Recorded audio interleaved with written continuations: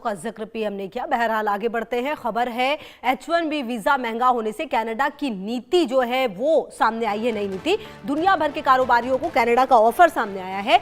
H1B visa को लेकर Canada के पीएम कार्ने ने कहा है, हम H1B वीजा पर जल्द पॉलिसी लाएंगे। कार्ने माइग्रेंट पॉलिसी की समीक्षा कर रहे हैं, स्किल्ड लोगों को अपने यहां बुलाएंगे। तो देखिए कनाडा जो है वो अब इस पूरे मामले में, क्योंकि H1B वीजा आपको याद होगा कि कुछ दिनों पहले जो ट्रंप है उन्होंने महंगा कर दिया है, महंगा कहना गलत होगा, एक्सट्रीम महंगा कर दिया है उन्होंने, और ऐसे में बहुत ज़्यादा मुश्किलें होने वाली है। खास करके अगर आप भारत की बात करें तो भारत के लगभग 70% से ज़्यादा लोग वो वीज़ा लेते हैं। दूसरे नंबर पर चाइना है। ऐसे में जो भारत के लिए ही मुश्किलें हैं, जो वीज़ा की फीस 1 लाख से 6 लाख के बीच में थी, अब उसे बढ़ाकर सीधा 88 लाख रुपए कर दिया गया है। तो कहीं ना कहीं अब इस बीच जो कनाडा है वो कह रहा है कि हम अपने यहाँ स्किल्ड लोगों को बुलाएंगे। H1B वीजा महंगा होने से जो कनाडा की नई नीति है वो सामने आने वाली है। और ऐसे में देखिए जो कनाडा है वो अपने लिए अवसर की तलाश कर रहा है और वो चाहता है कि जो स्किल्ड लोग हैं वो उनके यहाँ पर जाएं, और यही वजह है कि माइग्रेंट पॉलिसी की समीक्षा कर रहे हैं। ये बात जो वहाँ के प्रधानमंत्री हैं कनाडा के, उनकी तरफ से सामने आया है। तो दुनिया के जो कारोबारी हैं उनको अब एक तरह से आप समझिए ये ऑफर दिया जा रहा है, और देखना ये होगा कि जो कनाडा है उसे कितना ज़्यादा इसका फ़ायदा मिलेगा। हालांकि आपको बता दें कि जो अमेरिका की तरफ से H1B वीज़ा को महंगा किया गया, उसके बाद जो विकल्प है वो निश्चित तौर पर अब तलाशने की ज़रूरत होगी, क्योंकि कई ऐसी कंपनीज हैं जो अब शायद इतने ज़्यादा लोगों को ना बुलाएं अपने यहाँ, क्योंकि फ़ीस काफ़ी महंगी हो गई है। तो ऐसे में दूसरे देशों की जो नई पॉलिसीज़ हैं वो भी सामने आ रही हैं। तो कनाडा का जो ऑफर है H1B वीज़ा को लेकर, ये अब देखना होगा कि इससे कितना ज़्यादा प्रभावित जो भारतीय हैं वो होने वाले हैं और कितना ज़्यादा फ़ायदा भारतीयों को मिलेगा। सबसे बड़ी बात है कि आपको बता दें कि ये जो चिंता है वो निश्चित तौर पर बढ़ गई है। अब कनाडा, ब्रिटेन और जर्मनी जैसे देश आकर्षित करने की तैयारी कर रहे हैं। ब्रायन थॉमस हमारे संवाददाता ज्यादा जानकारी के लिए इसी खबर पर हमारे साथ। ब्रायन, देखिए जब से बात हुई है H1B वीजा को लेकर, अमेरिका ने जो चेंजेस किए हैं 88 लाख रुपए बढ़ाने की, उसके बाद कई ऐसी कंपनियां हैं जिनको दिक्कतें होंगी लोगों को अपने यहां पर बुला के और काम देने में। वो बहुत ही हाई स्किल्ड लोगों को ही बुलाएंगे, उन पर इतना खर्च करेंगे। ऐसे में कनाडा की ये नई नीति क्या है, इससे कितना ज्यादा फायदा होगा? हाँ जी बिल्कुल, देखिए H1B वीजा की कॉस्ट बढ़ने के बाद जहाँ कई प्रोफेशनल्स, बिजनेसेस परेशान और है, वहीं कनाडा ने एक बहुत ही बड़ा ऑफर सामने रखा है कि कैनेडियन सरकार ने सिग्नल दिया है कि वो स्किल लोगों के लिए अपनी डोर्स या अपने द्वार खोलेंगे।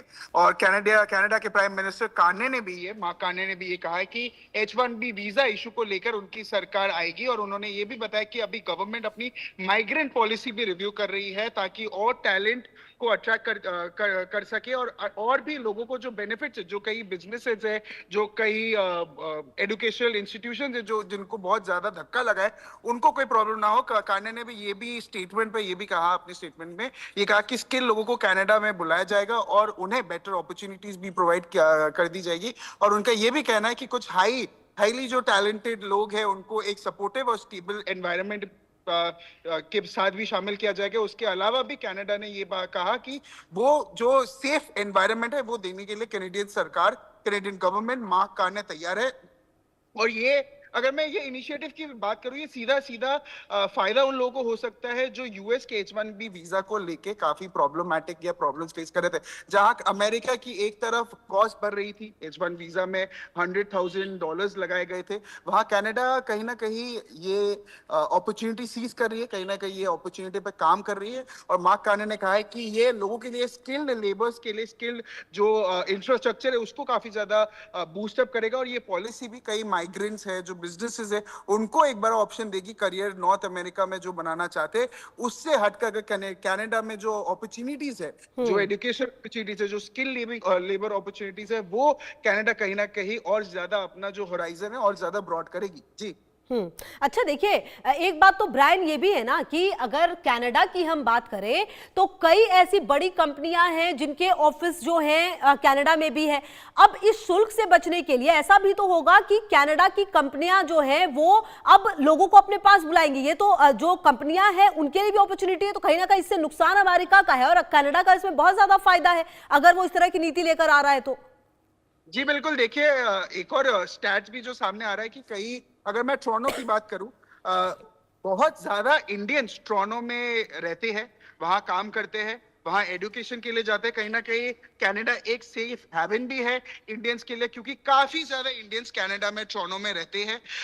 ओंटारियो में काफी ज्यादा इंडियंस रहते हैं, तो कहीं ना कहीं स्किल लेबर्स या एजुकेशन पर्पस में भी लोग काफी कनाडा जाते हैं।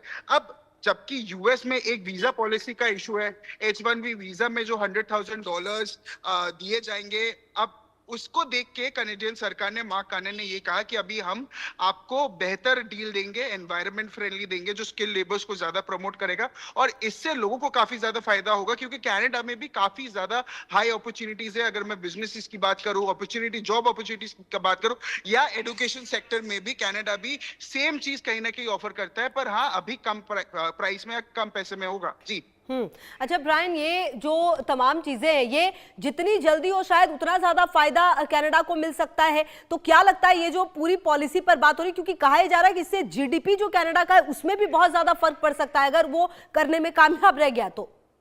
जी बिल्कुल, देखिए ऑब्वियसली जीडीपी पे तो काफी ज्यादा असर करेगा, क्योंकि जो कनेडियन सरकार है, मार्क कार्ने का, या जो नई कनेडियन सरकार है, उनका इंडिया के साथ भी बहुत ही अभी रिलेशन बहुत अच्छा है।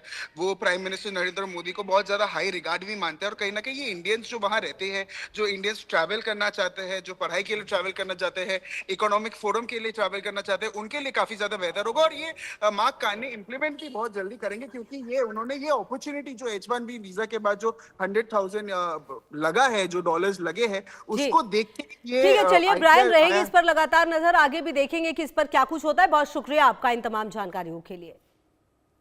बढ़ते हैं आगे। लेह में हिंसा के बाद